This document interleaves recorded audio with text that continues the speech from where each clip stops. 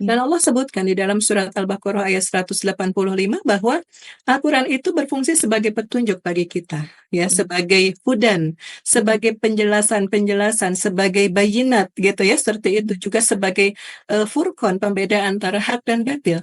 Tapi Al-Quran yang sudah diturunkan oleh Allah Subhanahu wa Ta'ala kepada kita itu justru diabaikan. Demikian Mhm. juga dengan as-sunnah. As-sunnah ini kan sama ya, ini juga adalah wahyu dari Allah Subhanahu wa Ta'ala. Ya, posisinya sama saja dengan Al-Quran yang kemudian diabaikan oleh kaum muslimin itu sendiri. Iya. Nah, dengan dilepaskannya Al-Quran dan As-Sunnah, itu menjadikan negara tidak berfungsi sebagai junah atau pelindung, Tarina. Dan Iya. juga tidak berfungsi sebagai ro'in atau pengurus bagi rakyatnya.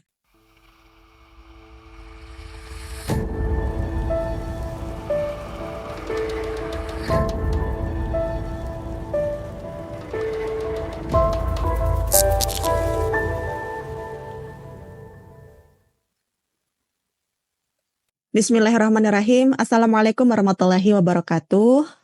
Alhamdulillah, alhamdulillah, alhamdulillahilladzi arsala rasulahu bil huda wa dinil haq liyuzhirahu ala dini kullihi wa kafa billahi syahida.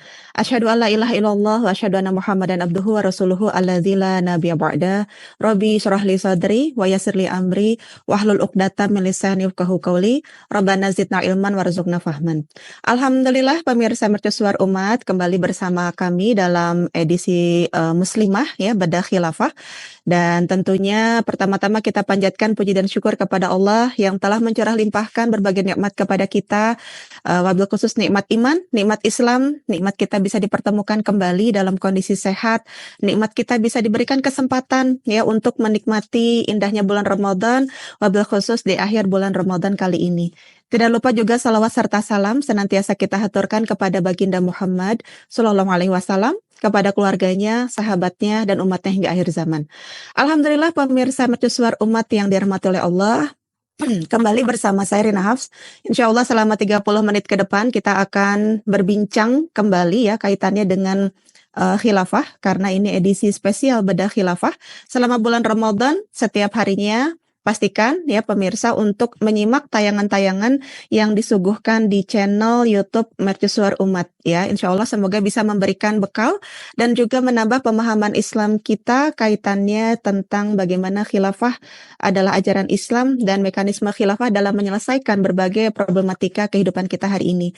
Dan setiap Ahad ya kita hadir dalam edisi spesial Muslimah. Setelah 2 pekan sebelumnya kita banyak mengupas kaitannya dengan khilafah dan juga jaminan kemuliaan perempuan, kemudian juga bagaimana peran khilafah dalam mengoptimalkan peran perempuan sebagai umun warbatul bait, begitu ya. Kali ini insya Allah kita akan mengangkat tema urgensi khilafah dalam melindungi keluarga dan generasi. Alhamdulillah kali ini kita telah dibersamai oleh narasumber yang luar biasa. Beliau adalah Ustadzah Rina Komara. Assalamualaikum warahmatullahi wabarakatuh, Ustadzah.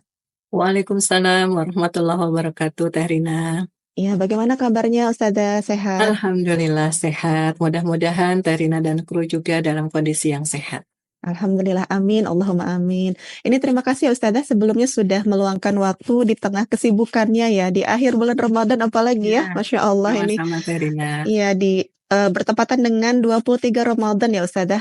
Tidak terasa nih, sudah di akhir bulan Ramadan saja ya pemirsa.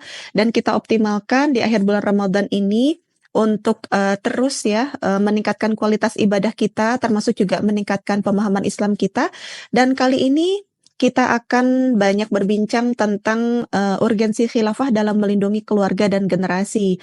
Nah ini persoalan keluarga dan generasi hari ini ya Ustadzah tidak pernah ada habisnya. Tiap hari kita selalu disuguhkan berbagai berita yang membuat kita prihatin atau miris begitu ya. Karena berbicara keluarga dan generasi ini sebetulnya berbicara tentang kita begitu. Nah ini boleh digambarkan Ustadzah terlebih dahulu bagaimana Ustadzah melihat ya fenomena ataupun juga kondisi keluarga dan generasi hari ini Ustadzah. Tafadhali. Iya, bismillah Teh Rina. Iya, kalau tadi Rina mengatakan bagaimana pandangan saya terhadap kondisi keluarga dan generasi. Memang kalau boleh saya katakan, ya hasil pengamatan saya Iya. bahwa keluarga dan generasi kita sebenarnya sedang dalam kondisi tidak baik-baik saja, Rina. Mhm. Kenapa gitu bisa disimpulkan seperti ini gitu ya? Karena memang kalau kita lihat bagaimana perceraian itu marak terjadi di tengah-tengah masyarakat. Kemudian juga dari aspek yang lain misalnya pengangguran di negara kita dan ini tentu saja akan berdampak kepada kehidupan keluarga Terina. Iya. Begitu juga ketika kita masuk ke bulan Ramadan ya. Mhm. Harga sembako itu kan naik ya Iya, Terina seperti itu. betul. Mhm. Terlebih ini kan seminggu menjelang Lebaran nih pasti harga sembako juga naik dan ini pasti akan berpengaruh terhadap kondisi keluarga kita. Mhm. Kemudian juga bagaimana biaya sekolah yang melangit ya, biaya UKT misalnya ya. Kemudian ketika kita ingin sekolah dengan mendapatkan kualitas yang baik itu kan harus Mhm. dibayar dengan biaya yang tinggi. Kemudian bagaimana juga kita melihat kemiskinan yang merajalela. Bahkan Indonesia sendiri Teh Rina itu masuk Mhm. ke dalam apa namanya itu negara termiskin ketujuh di Asia Mhm. Tenggara setelah Iya. Vietnam, Tarina, Iya, seperti itu. iya, Ya, subhanallah. kemudian juga dari sisi tenaga kerja, banyak sekali perempuan-perempuan Indonesia itu yang kemudian pergi ke luar negeri untuk menjadi tenaga kerja wanita. Mhm. Dan ternyata Tarina tenaga kerja wanita Indonesia itu sangat banyak gitu Mhm. dan tentu saja ini nanti akan berpengaruh kepada kondisi generasi kita. Dan Iya. tidak kalah mirisnya Teh Rina, antara kondisi keluarga dengan kondisi generasi, kita Mhm. bisa melihat bagaimana generasi kita itu banyak yang terlibat seks bebas. Dan Iya. ini kerap kali berujung kepada kehamilan di luar nikah ya Teh Rina. Mhm. Mhm. Kemudian juga ada yang melakukan aborsi, ada yang buang bayi hasil perjinaannya dan seterusnya. Kemudian juga banyak anak-anak kita yang terlibat tawuran, terlibat dengan narkoba, kemudian terlibat juga dengan bisnis pornografi. Nah ini Iya. yang terakhir, Telina, ini yang Mhm. bisnis pornografi ini ketika ada remaja-remaja kita yang kemudian terjun menjadi talent bisnis pornografi dengan bayaran yang menggiurkan. Dan ini terjadi di dekat rumah kita, Teh Rina. Iya. Nah sehingga kalau saya melihat betul-betul bahwa keluarga dan generasi kita itu tidak sedang dalam kondisi yang baik, Teh Rina. Iya, iya. Aduh, Masya Allah ya, subhanallah lebih tepatnya ya, ini benar-benar buat kita bergidik ya pemirsa, kalau berbicara tadi data yang digambarkan oleh Ustazah Rina ini luar biasa, tidak sulit menemukannya Ustazah ya, bukan Betul, hanya tadi, di media, tapi ketika kita keluar rumah pun juga gambaran tadi itu sudah nyata, real ada di hadapan kita, kerusakan keluarga, generasi yang akhirnya membuat para ibu ini mengurut dada gitu, ini kok bisa begitu ya, para pemuda, anak-anak hari ini tuh berani melakukan aksi-aksi yang tadi di luar nalar begitu ya, dan membuat, apa, semua orang tua di negeri ini pun juga prihatin gitu. Jadi tambah, mumet begitu ya, betul, Teh menghadapi Rina. persoalan keluarga dan generasi. Ini boleh digambarkan Ustazah, karena tadi Ustazah menyampaikan banyak sekali data-data, bahkan angkanya itu bukan lagi satu 2 begitu ya, bahkan sampai ratusan ribu. Nah, terutama tadi dari aspek perceraian misalnya. Nah, ini kenapa begitu ya, fenomena kerusakan, keluarga dan generasi ini terus terjadi dan bahkan tadi Ustazah mengatakan hari ini tidak baik-baik saja, yang tidak baik-baik saja itu kan bukan hanya satu keluarga ya Ustazah, Betul, tapi betul. hampir, sebagian besar. Nah, ini boleh digambarkan Ustazah, penyebabnya itu seperti apa begitu? Iya, baik Tarina. Jadi kalau tadi kita melihat ya data yang bukan hanya satu dua gitu ya. Kalau kita keluar rumah Tarina, nauzubillah Mhm. lah gitu ya. Kita Iya. naik kendaraan umum gitu ya. Yang hal-hal yang seperti itu biasa kita temukan ya Mhm. di dalam kehidupan kita sehari-hari. Nah, kalau sudah seperti itu saya melihat ini adalah sebagai akibat ya, Tarina, sebagai akibat dari diterapkannya sistem sekularisme kapitalisme. Iya. Apa itu sistem sekularisme kapitalisme? Nah, ini adalah sebuah sistem, Tarina, yang menafikan peran agama di dalam kehidupan, di mana agama itu hanya digunakan di dalam urusan yang sifatnya private saja, Iya. misalnya ibadah mahdoh saja, sementara di dalam urusan di luar itu diserahkan kepada manusia. Dan Al-Quran serta As-Sunnah yang seharusnya menjadi pedoman hidup di dalam keluarga, masyarakat, dan negara justru dilepaskan, Teh Rina. Iya. Kita kan sekarang sedang berada di bulan Ramadan ya, Terina. Mhm mhm. Dan kita sudah pahami bahwa Al-Quran itu kan turun di bulan Ramadan. Dan Iya. Allah sebutkan di dalam surat Al-Baqarah ayat 185 bahwa Al-Quran itu berfungsi sebagai petunjuk bagi kita, ya, Iya. sebagai hudan, Mhm sebagai penjelasan-penjelasan, sebagai bayinat gitu ya, seperti itu mhm. juga sebagai furqan, pembeda antara hak dan batil. Tapi Al-Quran yang sudah diturunkan oleh Allah Subhanahu wa Ta'ala kepada kita itu justru diabaikan. Demikian Mmm. juga dengan as-sunnah. As-sunnah ini kan sama ya. Ini juga adalah wahyu dari Allah Subhanahu wa taala. Ya, posisinya sama saja dengan Al-Qur'an yang kemudian diabaikan oleh kaum muslimin itu sendiri. Iya. Nah, dengan dilepaskannya Al-Qur'an dan As-Sunnah, itu menjadikan negara tidak berfungsi sebagai junah atau pelindung, Tarina. Dan Mmm. juga tidak berfungsi sebagai ro'in atau pengurus bagi rakyatnya. Iya. Nah, terkait dengan fungsi pelindung atau junah, ini memang tidak berfungsi. Nah, kenapa kok tidak berfungsi gitu ya? Mmm. Karena ketika misalnya banyak terjadi seks bebas, Terina, ini saya contohkan ya, Iya. misalnya satu kasus karena tadi saya sampaikan banyak terjadi perzinaan di kalangan generasi muda. Atau Mhm misalnya terjadi LGBT misalnya. Ini kan kalau kita lihat di tengah masyarakat kita itu kan dibiarkan yang seperti itu. mhm. Kalaupun misalnya diberi sanksi, maka sanksi yang diberikan itu adalah sanksi yang tidak menjerakan bagi pelakunya. Iya. Demikian juga dengan perkara-perkara yang menjadi pemicu munculnya perzinaan, Terina. Misalnya begini, tayangan-tayangan di media sosial ya yang Mhm bisa menstimulus naluri seksual seseorang, itu kan mhm dibiarkan, Terina. mhm. Nah, maka Iya. suatu hal yang wajar kalau perbuatan-perbuatan yang dinistakan gitu ya, Mhm. perbuatan-perbuatan yang nista itu semakin hari semakin merajalela, semakin banyak yang melakukan. Iya. Itu yang pertama, Tarina. Kemudian terkait dengan fungsi pengurus atau roin, ya, Mhm. ini juga sama, Tarina, tidak berfungsi. Nah, kenapa? Nah, fakta banyaknya kemiskinan, kalau tadi saya angkat fakta kemiskinan ya, Tarina. Iya.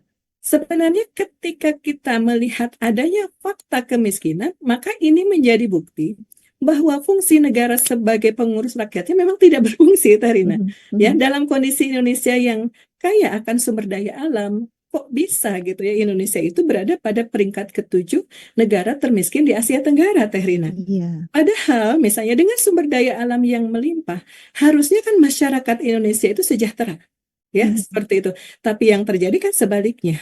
Dan mhm. ini kalau saya lihat merupakan dampak dari salah kelola sumber daya alam, ya.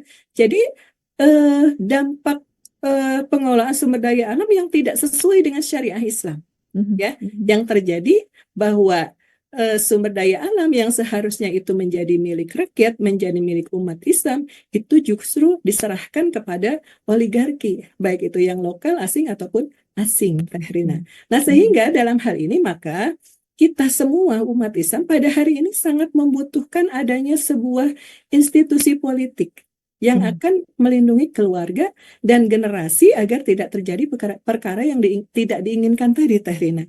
mhm. Dan institusi politik yang akan melindungi keluarga dan generasi itu adalah khilafah, Tehrina. Seperti Mmm. itu.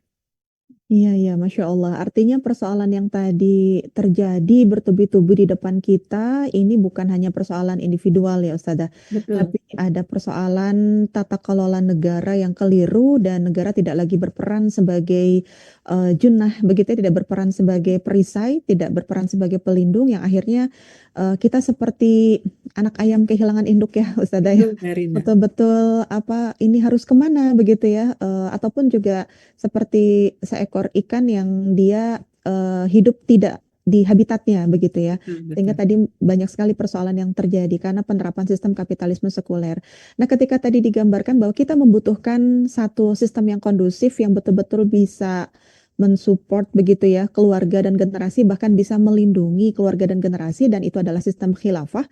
Boleh digambarkan mungkin Ustadzah bagaimana mekanisme khilafah dalam melindungi keluarga dan generasi sehingga tadi persoalan-persoalan yang hari ini kita temukan tuh nanti bisa tertuntaskan begitu. Ini bagaimana mekanismenya Ustadzah? Ya, baik. Terkait dengan mekanisme khilafah untuk mewujudkan perlindungan terhadap keluarga dan generasi, Terina, maka yang pertama harus kita pahami adalah bahwa khilafah itu sebagai institusi politik di dalam Islam. Mhm. Ya, jadi bukan sistem demokrasi Terina, institusi politik dalam Islam itu, tapi khilafah.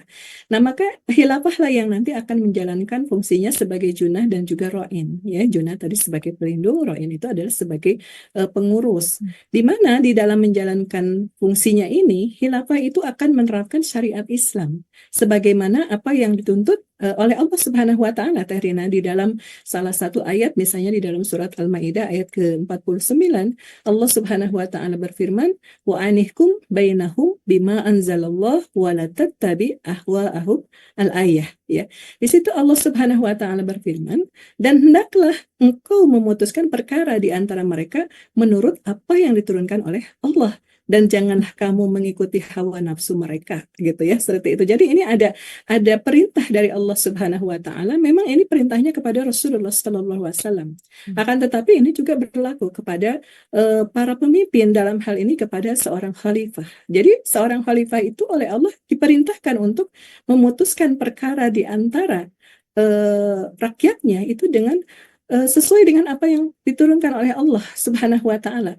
Apa yang Mhm. diturunkan oleh Allah Subhanahu wa taala yaitu Al-Qur'an dan juga sunnah Rasulullah sallallahu alaihi wasallam. Dan kita dilarang oleh Allah Subhanahu wa taala untuk mengikuti hawa nafsu kita, ya, hawa nafsu manusia gitu ya, yaitu tidak mau berhukum kepada Al-Quran dan juga sunnah Rasulullah Muhammad Sallallahu Alaihi Wasallam. Nah, di antara syariat yang akan diterapkan itu, ya, yang akan diterapkan oleh khilafah itu adalah sistem ekonomi Islam, Terina. Mhm. Nah, sistem ekonomi Islam itu mengamanahkan terjaminnya pemenuhan seluruh kebutuhan pokok setiap individu rakyat dan juga terjaminnya kesempatan untuk terpenuhinya kebutuhan sekunder dan juga kebutuhan tersier. Ya. Nah, terkait kebutuhan pokok gitu ya, pemenuhan kebutuhan pokok, maka negara dalam hal ini khilafah itu akan memastikan pemenuhannya apakah dipenuhi atau tidak oleh para bapak atau oleh para suami. Negara Iya. bahkan bisa memaksa, Teh Rina, jika terjadi kelalaian terhadap kewajiban ini. Dan bahkan ketika bapak atau suami itu tidak mampu untuk melaksanakan pemenuhan kebutuhan pokok tadi, maka kewajibannya itu beralih kepada kerabat. Dan jika tidak mampu, maka di dalam Islam, negara dalam hal ini khilafah itu yang akan memenuhinya. Nah, Mhm. terkait kebutuhan yang sifatnya komunal, seperti misalnya pendidikan, kemudian juga kesehatan, keamanan, maka ini menjadi tugas negara untuk menyediakannya secara gratis, Teh Rina. Iya. Dan mungkin muncul pertanyaan ini, dari mana negara memiliki dana untuk memenuhi kebutuhan-kebutuhan tersebut? Nah, Mhm. maka dana tersebut didapat dari hasil pengelolaan sumber daya alam yang dilakukan oleh negara yang itu merupakan milik rakyat, Teh Rina. Iya. Dan dalam kondisi terpenuhinya kebutuhan-kebutuhan pokok tersebut, maka para perempuan tidak perlu bekerja, Teh Rina. Jadi kalau Mhm. tadi ya misalnya banyak sekali perempuan-perempuan Indonesia yang bekerja ke luar negeri, dalam kondisi ketika para perempuan, keluarga-keluarga, generasi itu terpenuhi kebutuhan-kebutuhan pokoknya, maka posisi wanita itu aman, Tarina, Iya. gitu ya. Iya. Iya. Mereka akan fokus menjalankan fungsi sebagai ibu dan manajer rumah tangga dan tidak perlu ada istilah peran ganda, Tarina. Kan yang Mhm. selama ini ya disebutkan bahwa perempuan itu memiliki peran ganda. Ya, di satu sisi dia harus sibuk di dalam rumah, di sisi yang Mhm. lain juga dia harus keluar rumah. Nah, Mhm. sehingga dengan keadaan seperti ini, insya Allah gitu ya, akan terbangun keluarga yang sakinah, mawadah, warohmah, juga Mhm. akan terlahir generasi yang baik, Teh Rina. Nah, ini Mhm. berkaitan dengan sistem ekonominya. Kemudian terkait Mhm. sistem sosial, maka negara akan melaksanakan gitu ya pengaturan, dan pengaturan ini yaitu pengaturan yang dilakukan oleh Islam itu mengamanahkan bersihnya pergaulan di tengah-tengah masyarakat, Teh Rina. Mhm. Di mana Iya. di dalam Islam hukum asal laki-laki dan perempuan itu adalah terpisah. Jadi nggak Iya. seperti sekarang ya, laki-laki dan perempuan itu campur Bablas ya. gitu ya, bebas seperti itu. Dan kemudian ketika ada relasi di antara laki-laki dan perempuan, maka ini hanya dalam rangka ta'awun saja, hanya dalam rangka kerjasama yang memang itu diperbolehkan di dalam syariat Islam. Misalnya Mhm. berkaitan dengan jual beli, Tarina, berkaitan Mhm. dengan transaksi-transaksi yang dibolehkan di dalam Islam. Nah, Mhm. kemudian di sisi yang lain, semua pintu yang mengantarkan kepada perzinahan itu ditutup rapat. Iya. Contohnya, apa yang sesuatu yang bisa mengantarkan kepada perzinahan, misalnya khalwat, Erin. Di Mhm. dalam sistem khilafah, khalwat itu akan dilarang, ya, berdua-duaan antara laki-laki dan perempuan tadi. Nah, kan ini Mhm. sesuatu Mhm. yang biasa ya pada Iya. hari ini. Mhm. Kemudian terbukanya aurat. Ya, ini juga kan pada hari ini ya masih banyak muslimah yang terbuka auratnya. Nah, kemudian juga tabarruz Teh Rina, ya, Iya. berdandan yang berlebihan. Jadi kalau misalnya keluar rumah itu seperti mau ke undangan, Teh Rina ya. Maka Iya. ini juga sesuatu yang sebenarnya bisa membuka gitu atau mengantar kepada perzinaan. Nah, maka ini juga akan dilarang di dalam Islam atau di dalam Mhm. sistem pergaulan Islam.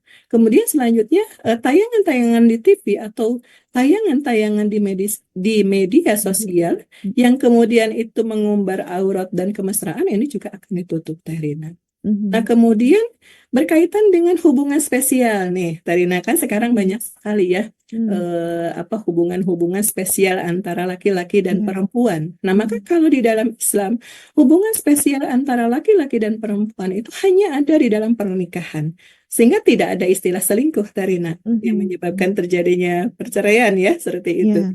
Nah, kemudian juga suami dan istri, ketika itu dia ada di dalam sebuah keluarga atau di dalam ikatan pernikahan, maka suami dan istri itu ibarat sahabat, ya. Mhm. Jadi mereka akan saling tolong-menolong untuk mencapai derajat ketakwaan. Kemudian selanjutnya bahwa hukum asal perempuan di dalam Islam itu adalah sebagai ibu dan juga manajer rumah tangga. Mhm. Jadi bukan pencari nafkah, Tarina.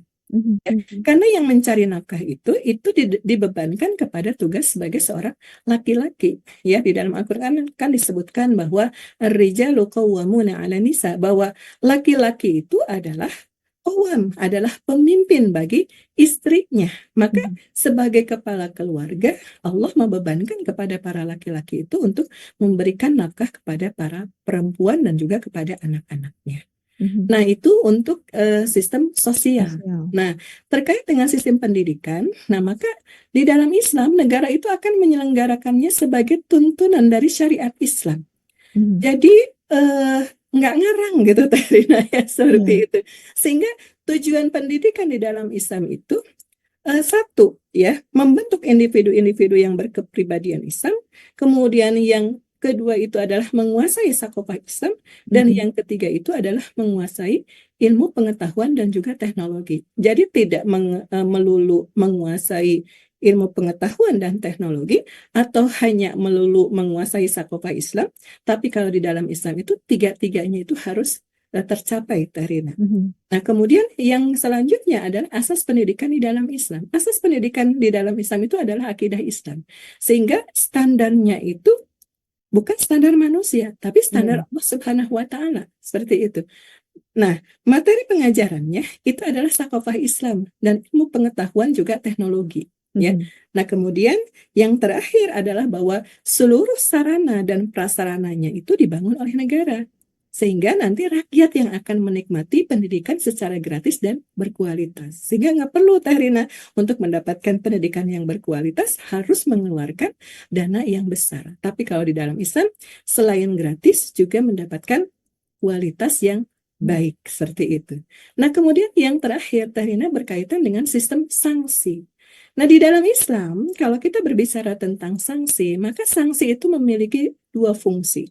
Iya. Yang pertama itu sebagai zawajir atau sebagai pencegah, yaitu memberikan efek jerah bagi pelaku maupun orang lain untuk tidak melakukan kejahatan yang serupa, Tarina.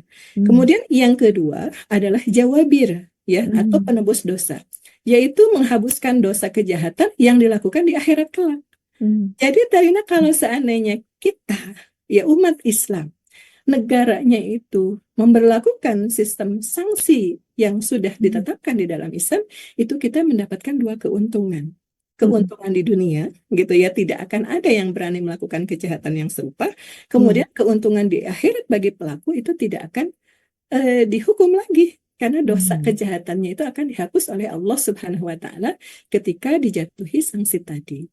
Nah, kalau kita Iya. berbicara Mhm. tentang sanksi, maka kita juga akan berbicara tentang macam-macam sanksi tadi.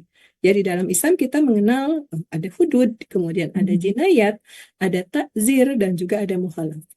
Ya, kalau hudud itu kita berbicara tentang sanksi bagi kemaksiatan yang kadarnya sudah ditetapkan oleh Allah Subhanahu wa Ta'ala. Mhm. Misalnya sanksi jilid atau rajam untuk perzinaan, Tarina. Iya. Kemudian ada sanksi jilid untuk konsumsi miras misalnya, Mhm. atau sanksi potong tangan untuk pencurian dan lain sebagainya. Mhm. Kemudian ketika kita berbicara tentang jinayat, maka ini berkaitan dengan sanksi untuk penganiayaan terhadap jiwa, ya. Mhm. Misalnya ada orang yang dibunuh, gitu ya, maka nanti hukumannya berupa kisos atau diat. Kemudian berkaitan dengan penganiayaan terhadap anggota tubuh, maka sanksi yang dijatuhkan itu adalah diat. Nah, kemudian yang ketiga kaitannya dengan takzir, Terina. Nah, Mhm. takzir itu apa? Takzir itu adalah sanksi bagi kemaksiatan yang kadarnya tidak ditetapkan oleh Allah Subhanahu wa taala secara spesifik. Gitu. Iya. Seperti misalnya korupsi ini Teh Rina, ya, sekarang Mhm. lagi ramai tentang korupsi. Kemudian tindakan pornografi, porno aksi dan lain sebagainya. Nah, maka kadar sanksinya itu diserahkan kepada khalifah atau qadhi. Kemudian Mhm. yang terakhir kaitannya dengan mukhalafah. Apa itu mukhalafah? Maka mukhalafah itu adalah sanksi bagi orang yang menentang perintah penguasa. Mhm. Misalnya sanksi bagi orang yang melanggar rambu lalu lintas misalnya Iya. Terina. Atau misalnya aturan administrasi negara yang tidak dipenuhi, misalnya harus punya KTP tapi dia tidak mau, misalnya seperti itu. Mhm. Mhm. Maka ini juga akan diberikan sanksi berupa mukhalafat. Nah, kalau seandainya sistem sanksi ini diterapkan di tengah masyarakat kita, maka insya Allah Karina ini akan tercipta masyarakat yang aman Iya. dan masyarakat yang tidak akan terjerumus ke dalam kemaksiatan, Terina. Mhm. Jadi Mhm. kalau saya lihat gitu ya betapa rugi ya kalau kita Mhm. Mhm. menolak gitu ya sistem yang ada di dalam Islam, ya. Kalau tadi ada sistem ekonomi, sistem Mhm. sosial, sistem pendidikan, sistem sanksi dan juga sistem-sistem yang lainnya. Begitu Teh Rina. Iya iya, Masya Allah, luar biasa ya pemirsa mercusuar umat. Tadi gambaran yang sudah dijelaskan oleh Ustazah Rina demikian detail ya Ustazah dan kita dibuat takjub begitu ya. Mungkin masing-masing di antara kita pikirannya jadi berkelana membayangkan begitu ya. Situasional ketika kemudian Islam diterapkan dalam wadah khilafah ya, kita memiliki pelindung, perisai, junnah dan ro'in tadi. Bagaimana keintegrasian sistem ekonomi, sistem sosial, sistem sanksi, sistem pendidikan ini betul-betul bisa memberikan jaminan dan perlindungan ya bagi keluarga dan generasi. Dan ini artinya satu keniscayaan karena yang diterapkan adalah aturan Allah ya Ustazah ya. Betul-betul aturan Khalik Al-Mudabbir yang kemudian tahu betul ya pemirsa baik dan buruknya kita.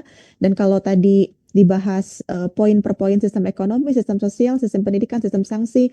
Ini kalau kita detaili lebih dalam lagi, Masya Allah ya Ustazah, ini Betul, betul. membutuhkan waktu khusus ya pemirsa, betul-betul penggambarannya luar biasa mendalam begitu aturan yang sudah diturunkan oleh Allah kepada kita. Nah, sehubungan dengan waktu nih Ustazah, terakhir mungkin ya, closing statement atau juga nasihat yang bisa disampaikan kepada kita semua, wabil khusus para muslimah yang menyaksikan di akhir bulan Ramadan ini seringkali kan kita juga memanfaatkan waktu untuk mengoptimalkan ya amal-amal yang coba kita lakukan, termasuk juga renungan begitu ya kaitannya dengan memanfaatkan akhir bulan Ramadan, termasuk tadi dengan tema yang sedang kita bahas nih, khilafah mewujudkan perlindungan bagi keluarga dan generasi. Silakan Ustazah untuk menyampaikan closing statement-nya. Iya, baik. Terina, kalau kita berbicara tentang keluarga dan generasi, ya, atau kita fokus ke keluarganya, kita semua kan menginginkan memiliki keluarga yang samawa, sakinah, mawadah, warohmah, Warahmah. dan itu menjadi dambaan seluruh umat manusia. Saya Mhm. yakin seperti itu. Iya. Dan kalau saya melihat gitu bahwa keluarga samawa di samping juga akan lahir generasi yang berkualitas, itu hanya akan terwujud jika ada tiga hal, Terina. Mhm. Apa itu? Gitu. Yang pertama itu ada ketakwaan individu, ya. Yang kemudian dengan ketakwaan individu itu dijalankanlah peran dan fungsinya di dalam keluarga. Di keluarga itu kan ada peran sebagai istri, peran sebagai suami, gitu ya, peran sebagai bapak, sebagai ibu, dan juga peran sebagai anak, gitu Mhm. ya. Kalau seandainya peran-peran ini dijalankan sebagaimana mestinya sesuai dengan syariat Islam, insya Allah Karina tidak akan ada masalah. gitu. Mhm. Terlebih ketika ditambah dengan adanya ketakwaan kolektif dari anggota masyarakat. Mhm. Misalnya ada kepedulian terhadap permasalahan dari anggota keluarga masyarakat yang lain. Contoh Mhm. misalnya ketika ada tetangga kesulitan pemenuhan kebutuhan, maka tetangga yang lain membantunya, Karina, seperti Mhm. itu. Kemudian ketika ada kemaksiatan misalnya, maka tetangga kita atau saudara kita bahkan itu kan ada kewajiban untuk melakukan amar ma'ruf nahi munkar. Nah, Iya. kalau seandainya gitu ya ketakwaan individu ini ditambah dengan ketakwaan kolektif dari anggota masyarakat, ini akan bertambah lengkap, Teh Rina, gitu ya, seperti Mhm. itu. Nah, kemudian yang ketiga itu harus ada ketakwaan negara. Ketakwaan negara itu berupa apa? Ketakwaan negara itu berupa bahwa negara itu menjalankan Al-Quran dan As-Sunnah di dalam seluruh aspek kehidupan. Iya. Jadi syariat Islam yang tadi diperintahkan di dalam surat Al-Maidah ayat ke-49 itu betul-betul dilaksanakan dengan sebaik-baiknya oleh negara. Mhm. Nah, cuma masalahnya gitu ya, agar terbentuk gitu ya tiga ketakwaan ini, maka ada hal yang kemudian harus dilakukan oleh masyarakat Mhm. gitu. Apa yang harus dilakukan oleh masyarakat? Yang pertama itu bahwa seluruh elemen masyarakat gitu ya, termasuk keluarga, itu harus mau mengkaji Islam. Dan Mhm. Islamnya juga harus Islam kafah.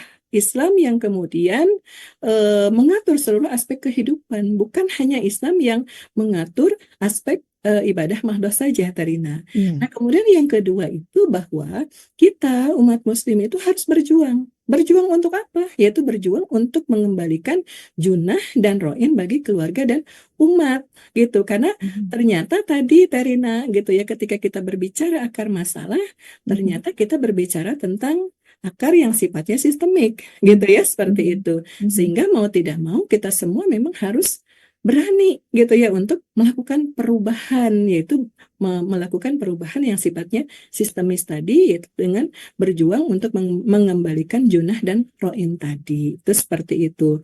Nah, Teh Rina, ketika kita berbicara Ramadan, maka kalau saya melihat bahwa Ramadan itu harus dijadikan sebagai momentum untuk mengkaji Islam kafah gitu, Iya. dan juga memperjuangkan tegaknya sistem politik Islam atau khilafah. Dan Mhm. itu dalam rangka mewujudkan junah dan juga ro'in yang tadi sudah saya Mhm. sampaikan. Mhm. Sehingga jangan sampai Tarina di bulan Ramadan ini gitu ya, Mhm. amalan kita tidak meningkat gitu Mhm. ya, Mhm. hanya saum aja gitu ya. Sebagaimana yang disampaikan oleh hadis Rasulullah SAW, ya, ada hadis Rasulullah yang mengatakan ruba shaimin laisa lahu min siyamihi ilal ju' wal atash, gitu ya, bahwa betapa banyak orang yang berpuasa yang tidak ada baginya sesuatu pun kecuali lapar dan dahaga. Berarti kan Iya. saumnya itu tidak membuahkan apapun, gitu ya, kecuali hanya mendapatkan rasa lapar dan juga rasa dahaga, tidak meningkatkan keimanan, tidak juga bisa mengubah masyarakat, gitu ya, seperti itu. Sehingga alangkah rugi, gitu ya, orang yang berpuasa ketika tidak bisa mengantarkan pada ketakwaan, Tarina, baik itu Mhm. ketakwaan individu, ketakwaan di dalam keluarga, juga ketakwaan di dalam masyarakat, terlebih ketakwaan di dalam negaranya. Sehingga alangkah rugi juga gitu ketika kita hanya berpangku tangan membatasi diri dengan amalan ritual gitu ya, sementara ia dihadapkan kepada permasalahan yang rumit. Padahal ya kita sebagai umat Islam itu diperintahkan oleh Rasulullah SAW untuk melakukan perubahan. Di dalam hadis kan dikatakan siapa saja yang melihat kemungkaran maka ubahlah dengan tangannya, dan jika ia tidak mampu maka ubahlah dengan lisannya, dan Mhm. jika ia tidak mampu, maka tolaklah dengan hatinya. Namun, gitu ya, Rasulullah mengatakan yang demikian itu adalah selemah-lemahnya iman. Nah, sehingga alangkah rugi orang-orang yang kemudian menyelisihi Rasulullah SAW di dalam mendakwahkan Islam dan membangun masyarakat Islam. Ya, Allah Subhanahu Wa Taala berfirman, Walaus, demi masa, gitu ya. Sungguh manusia itu berada dalam kerugian, kecuali orang-orang yang beriman dan beramal solih, serta saling berwasiat di dalam kebenaran dan berwasiat di dalam kesabaran. Nah itu Tarina, mudah-mudahan ini semua bermanfaat bagi kita semua ya Tarina, Mhm. termasuk juga Mhm. saya yang menyampaikan. Insya Allah mudah-mudahan di akhir Ramadan kita mendapatkan pahala yang berlimpah dan juga Amin. menjadi wujud manusia yang bertakwa. Amin, Allahumma amin. Masya Allah, Alhamdulillah wa syukurillah. Jazakillah khairan kasiran Ustazah untuk ilmunya, nasihatnya, renungannya, pencerahannya, gambarannya terkait dengan khilafah melindungi keluarga dan generasi. Betul-betul menjadi bekal ya pemirsa untuk kita, untuk menambah pemahaman Islam dan juga tadi renungan di akhir Ramadan. Terima kasih banyak Ustazah untuk semuanya. Ya, Semoga nanti sama-sama Karim. dipertemukan kembali ya di lain kesempatan ya. Dan semoga diberikan kesehatan selalu ya Ustazah. Amin, amin, ya rabbal alamin. Ya, Masya Allah luar biasa pemirsa Mercusuar Umat ya. Di episode 23 kali ini kita banyak mendapat hal kaitannya dengan bagaimana ternyata kita membutuhkan ya negara khilafah yang ini merupakan negara yang nanti bisa menjadi perisai, dia bisa menjadi junnah dan juga bisa menjadi pengurus atau roin bagi kita semua dan kaitannya dengan bagaimana mekanisme khilafah menjamin dan juga memberikan perlindungan ya untuk keluarga dan generasi dengan penerapan aturan Allah yang begitu komprehensif dan bersumber tentunya dari Al-Qur'an yang tiap hari di bulan Ramadan ini kita baca bahkan dikhatamkan begitu ya. Tentunya ini menjadi dorongan bagi kita untuk mengamalkan, memperjuangkan dan semoga kita termasuk orang-orang yang beruntung yang memanfaatkan bulan Ramadan ini untuk menjadi bulan perjuangan ya, bulan yang bisa kita manfaatkan betul untuk berkontribusi dalam menegakkan kalimatullah di muka bumi dan semoga juga semangat Ramadan selalu terbawa ya pemirsa nanti setelah Ramadan berakhir. Ya semoga apa yang tadi kita bahas ini betul-betul bisa menambah ketakwaan kita, meningkatkan ketakwaan kita, kualitas ibadah kita juga, spirit kita juga dan semuanya. Silahkan ya pemirsa untuk share tayangan ini seluas-luasnya ke rekan-rekan dan sahabat yang lainnya agar opini seputar khilafah ini bisa terus bergulir ya ke tengah masyarakat. Baik pemirsa yang dirahmati oleh Allah, saya mewakili narasumber ya Ustazah Rina Komara dan juga seluruh kru. Mohon maaf apabila ada kata-kata yang kurang berkenan. Semoga Allah sampaikan kita sampai akhir Ramadan dan juga nanti menikmati keindahan bulan Syawal dan spirit Ramadan juga senantiasa terbawa di bulan-bulan berikutnya. Terima kasih banyak untuk semua perhatiannya, partisipasinya. Bagi yang belum mensubscribe, silahkan subscribe channel ini dan share seluas-luasnya agar menjadi amal jariah bagi kita semua. Sekali lagi terima kasih banyak. Jazakumullah khairan katsiran. Wassalamualaikum warahmatullahi wabarakatuh.